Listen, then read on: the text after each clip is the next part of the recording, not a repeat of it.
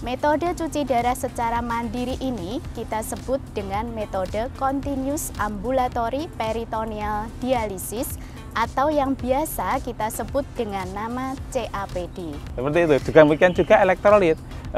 Kalau yang pada pasien-pasien yang dengan HD konvensional, biasa, iya. kan kalium itu bisa menyebabkan sudden death. Banyak terdapat di buah-buahan kan itu.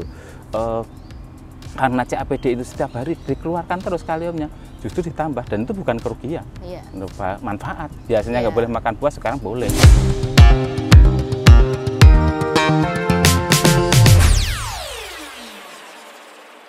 Halo sobatku, senang sekali kita bisa berjumpa kembali dalam Bincang Asik Sobatku, persembahan dari Rumah Sakit Dr. Un Solo Baru.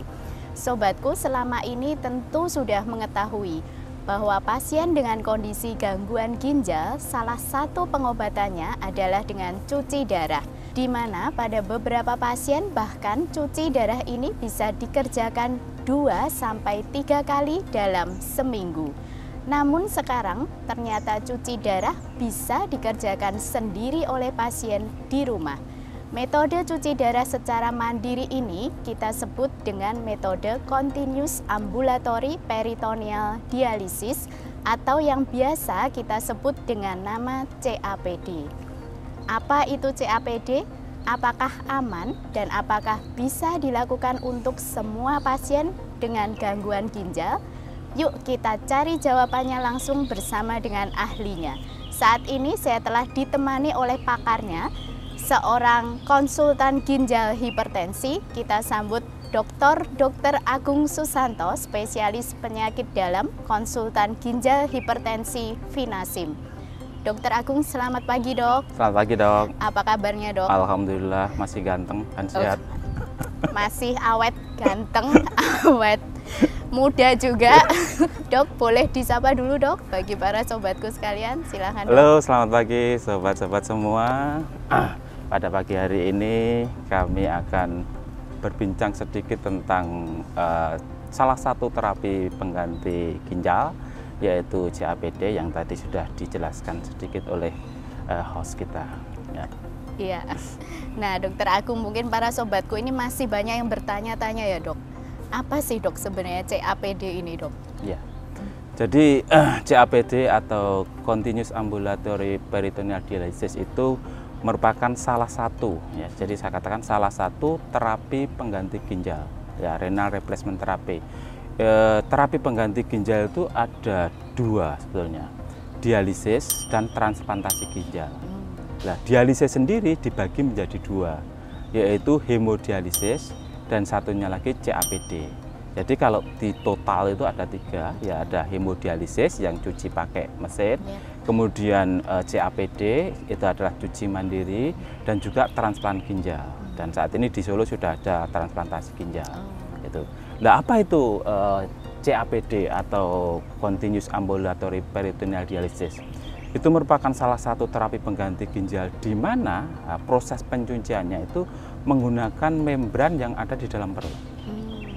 Jadi pasien bisa melakukan cuci sendiri di rumah yang nanti akan diajari, dan dialisernya atau membran untuk pencuciannya itu salah satu membran yang ada di dalam rongga perut tadi. Seperti itu. Kalau yang dialisis biasa, hemodialisis, membrannya membran yang dibuat oleh manusia, dialiser seperti itu. Dok, ya. Jadi ini membrannya adalah membran alami gitu ya dok? Betul, dan membran alami yang ada di dalam tubuh pasien sendiri. Sehingga akan menurunkan resiko-resiko alergi kontak dengan membran. Kalau buatan kan kadang ada yang alergi, ya betul seperti itu. Kalau ini masa sih kita alergi dengan tubuh kita sendiri ya gitu. Baik, gitu, ya. Jadi sebenarnya karena tadi membrannya alami, bisa juga tidak dikerjain di rumah ya dok? Buat sobatku yang masih aktif bekerja, ini juga bisa dilakukan di kantor mungkin ya dok? Iya, jadi sangat jadi teramat sangat bisa dilakukan dimanapun ya, dimanapun dan kapanpun. Yang penting ada syarat-syaratnya, nanti kita jelaskan di belakang, bahwa CAPD atau cuci mandiri itu bisa dilakukan sendiri oleh pasien, mandiri dalam arti ini mandiri oleh pasien, dan bisa dilakukan di tempat-tempat tertentu. Bisa dilakukan di rumah, di kantor, sehingga bagi pasien-pasien yang harus menjalani terapi pengganti ginjal, dia tidak tergantung lagi kepada instalasi atau unit atau rumah sakit yang di situ ada mesin cuci darahnya. Tetapi karena pasien sudah bisa melakukan tindakan cuci darah sendiri. Jadi diharapkan pasien bisa mandiri, tidak tergantung pada orang lain. Baik itu pada anak, pada suami, pada istri, atau pada mbahnya itu. Baik. Nah, Dokter Agung, berarti manfaatnya ini banyak ya, Dok? Apa aja sih, Dok? Selain tadi jauh lebih praktis, jauh lebih nyaman, mungkin nggak tergantung lagi yang nganter ya, Dok? Kadang-kadang kan susah ya, Dok? Yang nganter masih kerja juga, akhirnya bisanya sore baru cuci darah gitu. Nah, manfaat-manfaat lain dari CAPD ini apa aja, Dok? Dibanding yang konvensional gitu ya, Dok? Jadi seperti diterangkan tadi, jadi manfaatnya itu kalau semua terapi itu pasti ada manfaat dan juga ada kurang manfaatnya. Bukan kerugian tapi kurang manfaatnya. Kalau dibandingkan dengan hemodialisis yang konvensional, bahwa CAPD itu dilakukan terus-menerus, sehingga pasien itu toksinnya atau racun di dalam tubuh itu bisa disaring terus-menerus. Itu yang pertama. Kalau dibandingkan dengan hemodialisis yang seminggu dilakukan 2 kali atau mungkin kondisi tertentu 3 kali, ya itu harus ditumbuk terlebih dahulu. Ditumbuk terlebih dahulu sehingga racun-racun itu akan kurang begitu efektif untuk dikeluarkan, ditandu dulu, disimpan dulu, baru nanti pada saat cuci darah akan dikeluarkan. Tetapi ada CAPD ini langsung. Nah, itu yang pertama. Yang kedua, karena ini tadi setiap hari dilakukan tindakan cuci darah, ya, maka racun-racun tadi secara otomatis akan keluar setiap harinya. Dengan setiap harinya akan keluar, maka pasien itu akan relatif lebih bebas di dalam dietnya. Nah, kalau pasien-pasien dengan hemodialisa biasa kan harus dietnya seperti ini, pantangannya ini, pantangan ini. Dokternya kurang ajar banget. Dulu pada saat saya itu masih miskin gitu kan, nggak bisa beli apa-apa karena nggak punya duit. Ya, nggak boleh Mbak, nggak bisa makan. Sekarang sudah punya duit, nggak boleh sama dokternya. Nah ini. Tetapi dengan CAPD ini, ya pasien akan lebih bebas. Biasanya buah dibatasi, dengan CAPD, buah bisa lebih banyak. Kemudian bisa yang kedua juga protein, ya protein juga lebih tinggi bila dibandingkan dengan pasien-pasien yang hemodialisis. Terus yang lebih penting lagi bahwa dengan CAPD ya yang berhasil dengan baik, air itu akan keluar setiap harinya. Dengan air yang keluar setiap harinya, maka tumpukan cairan yang ada di dalam tubuh itu akan lebih kurang, sehingga minumnya, pemasukan cairan ke dalam tubuhnya itu akan relatif lebih. Ya, akan relatif lebih aman, lebih banyak bila dibandingkan dengan pasien-pasien yang menjalani hemodialisa. Seperti itu.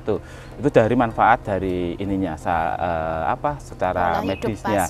Kemudian karena ini dilakukan terus-menerus menggunakan membran peritoneum ya namanya, itu juga residual renal function. Jadi ada suatu fungsi renal yang masih tersisa, itu juga akan lebih awet bila dibandingkan pada pasien-pasien yang menjalani hemodialisa secara konvensional.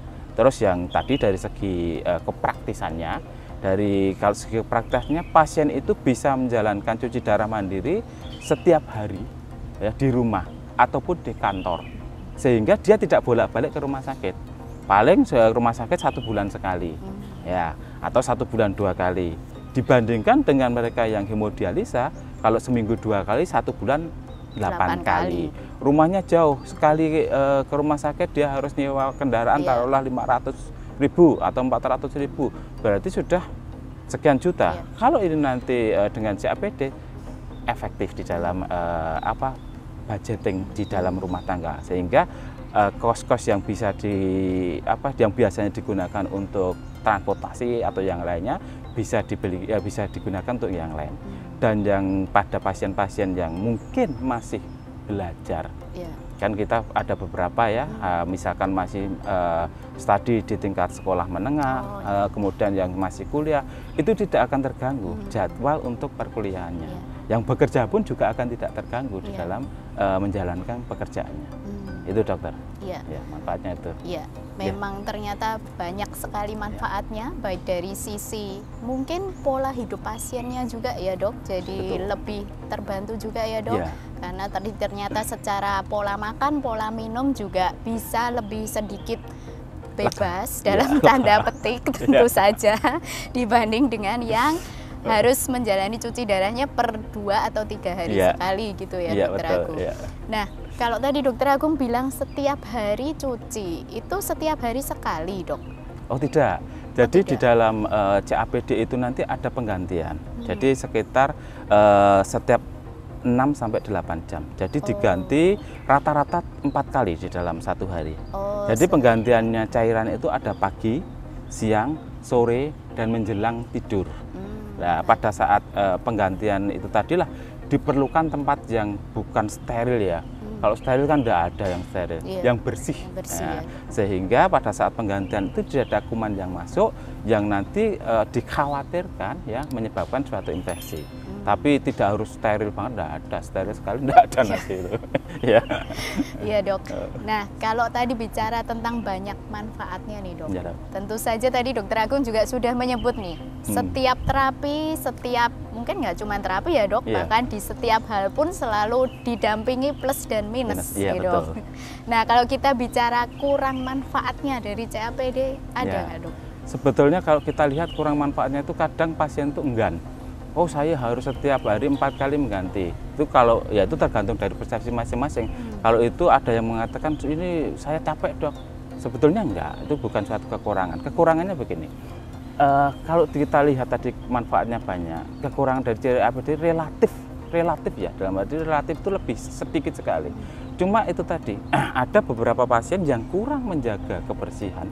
Ya, kurang menjaga kebersihan, tapi sekarang kan semuanya sudah mandi ya, tidak ada yang mandi di sungai lagi seperti zaman kita kecil itu ya, sudah pasti itu sudah menjaga kebersihan. Itu resiko-resiko infeksi sedikit ya, kurangnya itu tadi aja karena di situ ada suatu saluran, bisa dikatakan suatu selang bahasa saya ya, selang yang ditanam di dalam perut itu menimbulkan rasa yang tidak nyaman di dalam pasien ya, dan itu harus digembol kemana-mana. Terus yang kedua, pasien tuh harus menjaga betul-betul kebersihan dari TENCOV tadi, selang yang dipasang tadi, supaya tidak timbul infeksi. Dan itu memang kekurangannya di situ, tetapi itu bukan sesuatu kekurangan yang betul-betul kurang manfaat, enggak, cuma di situ aja. Tapi kalau kita lihat manfaatnya tadi memang lebih baik, lebih banyak. Yang penting pada pasien-pasien yang menjalani CAPD tadi bisa menjaga aksesnya, ya selang yang ditanam di perut tadi, dia tidak merasa risih. Kemudian yang kedua bisa menjaga kebersihannya, sehingga resiko-resiko atau kerugian-kerugian yang diakibatkan oleh tertanamnya selang tadi bisa diminimalisir. Jadi sebenarnya kerugiannya ini belum tentu timbul ya, Dokter Agung ya. Betul. Jadi selama pasiennya bisa menjaga kebersihan ya Dok, terutama tadi, maka tidak ada kerugian juga ya Dok sebetulnya ya. Cuma ya itu tadi nggak nyaman aja. Biasanya saya bisa berenang misalkan begitu, dengan adanya TENCOV ini saya nggak bisa nyari ikan lagi gitu loh. Misalkan gitu. Kayak kalau nyari ikan masih bisa loh Dok. Bisa nggak bisa? Jaring aja, ya nggak bisa nyemplung. Gitu, iya. Kalau selain infeksi tadi berarti nggak ada ya Dok hal-hal yang harus dikhawatirkan gitu Dok dari penggunaan CAPD-nya ini? Selama ini nggak perlu dikhawatirkan. Kan ada juga yang nanti gula darahnya tinggi, itu kan bisa dikontrol.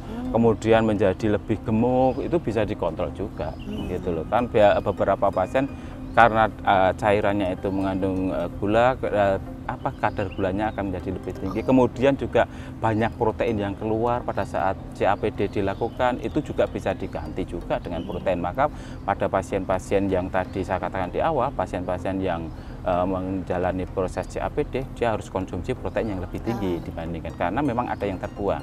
Tapi kan bisa diganti, justru malah enak kan? Oh saya makan telur, oh saya makan daging, saya makan kan gitu. Seperti itu. Demikian juga elektrolit. Kalau yang pada pasien-pasien yang dengan HD konvensional, kan kalium itu bisa menyebabkan sudden death, banyak terdapat di buah-buahan kan itu. Karena CAPD itu setiap hari dikeluarkan terus kaliumnya, justru ditambah, dan itu bukan kerugian, manfaat. Biasanya nggak boleh makan buah, sekarang boleh gitu loh. Gitu loh. Jadi bisa gitu lebih enjoy ya Dok, gitu, untuk menikmati buah-buahan maupun minuman ya Dokter Agung.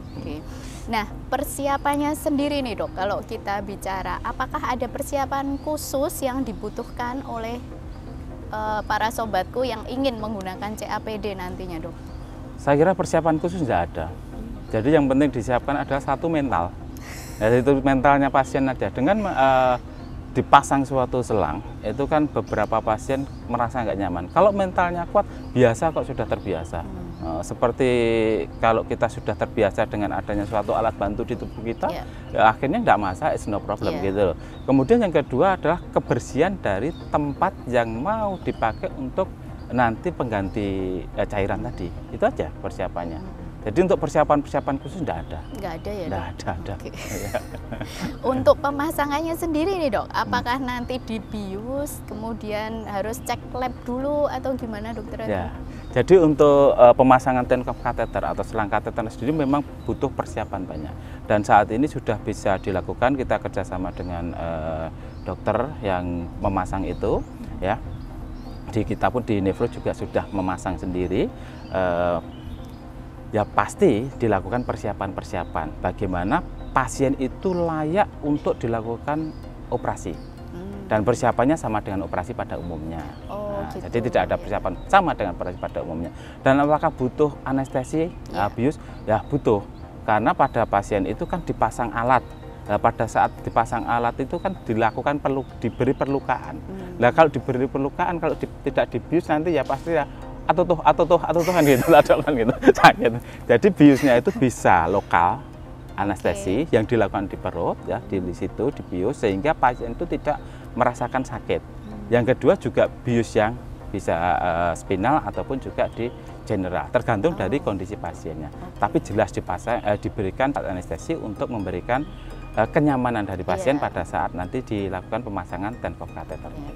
Jadi sebenarnya untuk biusnya ini lebih untuk mengurangi rasa nyeri. Betul, ya, Dok, karena memang dengan pemasangannya ini tetap ada apa ya, Dok, kita istilahnya incisi gitu ya, Dok. Tetap ada dibuka sedikit untuk memasukkan selangnya itu. Betul, ya. Kemudian untuk pos tindakannya sendiri apakah harus mondok, Dok? Butuh observasi atau cukup setengah jam, 1 jam menunggu efek biusnya hilang aja udah langsung bisa aktivitas kembali nih, Dok? Jadi memang setelah dilakukan tindakan operasi nanti akan ada evaluasi, tapi nggak lama kok, paling 1 hari atau 2 hari sudah pulang. Jadi seperti itu kita evaluasi dari pasien bahwa pasien sudah dalam kondisi betul-betul sudah tidak ada efek dari tindakan tadi, tindakan sehingga pasien bisa segera rawat jalan dan nanti baru diajari bagaimana sih saya menggunakan alat yang baru dipasang ini tadi. Iya. Terus ini ada umurnya nggak nih, Dok? Maksudnya alat ini akan harus diganti per berapa bulan atau selama nggak ada masalah ya sudah cuma sekali pasang sampai seterusnya gitu, Dok? Ya, jadi nanti ada alat yang memang harus diganti setiap 6 bulan sekali. Kemudian ada yang selang dipasang itu terus, selama tidak ada masalah akan terus. Ya, sampai nanti pasien itu ya sudah tidak mau pakai lagi. Ya sudah tidak mau pakai lagi itu bisa, oh saya karena transplantasi ginjal dan berhasil. Terus yang kedua memang pasien itu, oh saya nggak nyaman atau ada suatu infeksi atau apa yang harus beralih ke yang terapi yang lainnya gitu. Atau pasien memang sudah dipanggil sama yang punya. Ya baik. Nah, Dokter Agung, kalau bicara tentang begitu banyak manfaat tadi ya, Dok, dan kemudahan-kemudahan yang mungkin malah menjadi benefit khusus untuk para penderita gagal ginjal ya, Dok. Ya. Apakah ada kondisi-kondisi tertentu yang menyebabkan CAPD ini tidak bisa digunakan, Dok? Nah, bisa. Jadi pada kondisi-kondisi tertentu alat yang kita pasang itu kadang tidak bisa digunakan. Jadi pada kondisi-kondisi misalkan ada suatu infeksi, ya ada suatu dinamakan peritonitis yang infeksi di dalam perut tadi yang menyebabkan proses filtrasi atau proses penggantian pencucian lewat membran itu tidak efektif. Terus yang kedua, apabila ada suatu kelainan gangguan di dalam anatominya, misalkan TENCOV-nya selangnya itu terbalut, tersumbat oleh membrannya, jadi tergubet di situ. Dan nanti akan ada tindakan-tindakan khusus yang akan mengembalikan fungsinya lagi. Kalau peritonitis ya nanti akan diobati dengan antibiotik. Kalau memang nanti terlilit di dalam membran ya nanti akan bisa dilakukan tindakan suatu bisa secara perubahan posisi ya pasien diulak-walik gitu. Nah, ya, terus atau juga kalau memang tidak bisa baru dilakukan reopen, dibuka lagi. Okay. Tapi itu jarang sekali. Jarang sekali ya. Seperti itu. Bahkan mungkin pernah menemui Dokter Agung? Ada siapa dari sekian ratus pasien satu atau dua aja, jadi jarang sekali. Iya, memang frekuensinya sangat jarang, kecil sekali betul, ya dok. Betul, okay. ya. Nah terakhir nih Dokter Agung, berbagi tips nih dok untuk para sobatku yang mungkin sudah terganggu ya dok, fungsi ginjalnya nggak bisa optimal, mungkin ada yang sudah harus cuci darah secara rutin juga dok. Tips-tipsnya untuk mempertahankan kualitas hidup dok. Ya, terima kasih. Jadi begini, semuanya yang sudah terganggu fungsi ginjalnya, kita tuh kan nggak bisa milih, oh saya harus sehat terus, nggak bisa. Karena memang kita itu sudah ditakdirkan dari sana, perjalanan hidup kita itu seperti itu. Sehingga yang bisa dilakukan adalah bagaimana kita itu secara ikhlas menerima kondisi yang memang sudah ditakdirkan seperti itu. Bagi pasien-pasien yang belum menjalani terapi pengganti ginjal, jangan patah semangat. Ya. Ikuti anjuran dokter, kontrol rutin terus. Kontrol rutin apa yang menjadi penyebab dari sakit ginjalnya tadi. Yang paling sering ada diabetes, kemudian hipertensi. Kalau ada diabetes dan hipertensi, maka harus dikelola dengan baik. Sehingga kadar gula darahnya terkontrol, kadar tensinya terkontrol. Dan harapannya grade dari gangguan fungsi ginjal tadi tidak semakin tinggi, bisa dipertahankan dan selamanya tidak akan menjalani terapi pengganti ginjal. Demikian juga dietnya, betul-betul harus diperhatikan. Pengelolaan aktivitas fisik dan pikirannya, jangan stres. Yang sering itu stres, saya ini sakit seperti ini, nanti kalau saya harus cuci darah, uang saya habis, nanti kalau saya mati, istri saya dinikahi oleh orang lain, terus anak saya dengan bapak tiri, seperti itu. Nah, itu justru itu menambah beban. Santai saja, sudah diterima. Terus bagi mereka yang sudah menjalani terapi pengganti ginjal, baik itu hemodialisis, CAPD, maupun juga yang sudah transplant, tetap harus kontrol terus ke dokter, ya, ke dokter. Dokternya siapa? Ya dokter yang ahlinya. Ada dokter ahli, yang ahlinya ahli ada lagi, gitu. Dengan demikian harapannya apa yang menjadi komorbid, apa yang menjadi pemberat itu bisa diatasi kalau memang muncul. Ya. Nah, ini yang kadang itu dari beberapa pasien, saya sudah putus asa. Jangan, sekali lagi jangan. Dari beberapa pasien yang saya temui, ya dari mereka yang memang secara mentalnya belum siap, outcome-nya lebih jelek. Tapi mereka yang mentalnya itu baik, sudah, itu justru akan sekian tahun, bahkan ada yang sekian puluh tahun, tidak masalah. Iya, di tempat saya ada yang sudah 17 tahun cuci darah, tidak masalah. Karena memang dia menjalani dengan enjoy. Kalau kita lihat di sini juga ada yang sudah 10-an tahun juga enjoy sekali, tidak masalah. Karena memang dia sudah menerima kondisi itu dengan keyakinan yang memang betul-betul ini ada dari Tuhan di sana, sehingga mentalnya kuat, semuanya akan baik. Jadi itu yang pertama. Terus ya pola hidup tadi, bagaimana mengendalikan tekanan darah, mengendalikan gula darahnya, kemudian juga bagaimana dietnya. Nah ini hati-hati juga pada pasien-pasien yang memang sudah menjalani terapi pengganti ginjal. Kadang itu kalau ketemu dengan teman-teman, udahlah sedikit saja kok mumpung ketemu. Nah ini loh, ya ini mumpung ketemu, enggak apa-apa. Ini ada dimakan saja, udah buat sebagai kalau bahasa Jawa tombo, tombo toko loro lungo kan seperti itu. Nah ini bisa tombo toko nyawa lungo nanti. Seperti itu. Ya, itu dok. Jadi tetap aja yang penting kuatkan mental, tidak usah berputus asa, tetap semangat, jalani hidup seperti orang tidak sakit. Itu. Jadi tetap beraktivitas seperti biasa saja. Iya, tidak seperti orang sakit. Yang penting itu, dan tetap semuanya dikendalikan supaya tidak ada komplikasi-komplikasi. Seperti itu dok. Baik. Ya. Jadi sebenarnya kontrol rutin ini menjadi salah satu kunci juga ya Dokter Agung untuk mempertahankan kualitas hidup dan juga kualitas kesehatan ginjal ya Dokter Agung ya. Meskipun tadi yang sudah mendapat terapi pengganti termasuk yang menggunakan CAPD, besok mungkin ya dok ternyata tetap harus kontrol rutin juga ya dok. Nggak bisa dengan udah mandiri nih dan nggak ada keluhan nih dok, boleh nggak kontrol dok? Jangan. Kalau pasien-pasien yang sudah rutin ya penyakit-penyakit kronis kontrolnya 1 bulan sekali. Cukup ya Cukup, dok? jangan 1 minggu sekali ya. Ya itu di cover BPJS nggak bayar kan seperti itu. Cuman kan transportnya juga bayar gitu loh. Kalau nanti transportnya jauh itu bensin, solar itu kan juga bayar. Kalau sebulan sekali kan relatif lebih irit gitu. Jadi jangan sering-sering kontrol kecuali di dalam 1 bulan tadi ada hal-hal yang mengharuskan pasien itu kontrol. Dipersilahkan, nggak apa-apa. Jangan nunggu 1 bulan, nanti justru fatal sebaiknya. Seperti itu. Jadi kalau memang tidak ada keluhan apapun, pasien merasa nyaman, yang kita harapkan seperti itu, tetap kontrol sebulan sekali.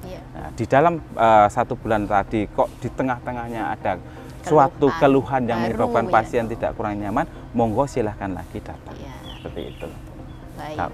Atau kalau kangen dengan dokternya bisa boleh juga ya dok. Kalau kangen dengan saya harus bawa oleh-oleh ya gitu. Kangen ini beda dengan periksa. Oh beda. Iya kangen masalahnya. Oh, iya, nanti ngopi bareng kan seperti itu kangen. Iya. Jadi kalau kangen nggak harus periksa di poli ya dok. Okay. Bisa wedangan nanti. Baik. Gitu loh. Kangen. Iya baik dok. Dokter Agung terima kasih banyak dok untuk semua penjelasannya yang detail sehingga kita jauh lebih mengerti tentang metode cuci darah mandiri atau yang sering kita sebut dengan metode CAPD.